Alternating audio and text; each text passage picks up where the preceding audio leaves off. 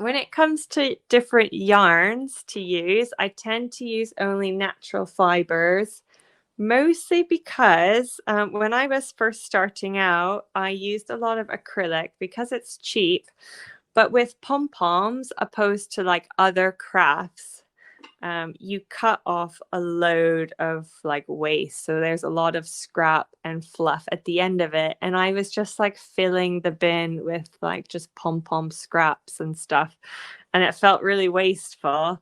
But also, like acrylic won't break down at the end of the day when it goes to landfill. So it is basically a little microplastic. And that didn't sit so well with me. So I switched everything over. In the shop, we have only merino wool. So this is the yarn that I stock in the shop and what's in the kits. So it's 100% merino. And then those scraps you can put in your compost bin, or I just put them in with my food scraps that get collected from the council.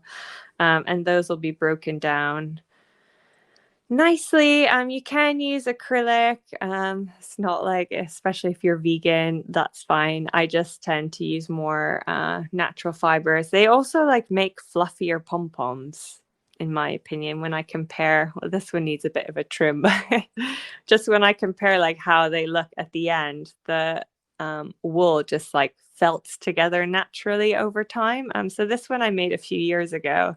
And it's still in such good shape. The fibers just naturally bind themselves together, and you don't get any like random bits sticking out like some of the acrylic one. The acrylic is a bit more slippery, so the fibers come apart a bit more.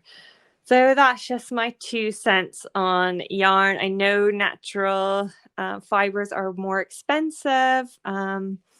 But you can also use every tiny little scrap to make beautiful pom-poms. So it's a good, I always use my starter kit bag. I just keep every single yarn scrap from other projects and use them for pom-poms later. So you can be a bit more like precious with the natural fibers, but you can make so many cool things out of the scraps. So it's definitely worth saving them to use for your pom-poms.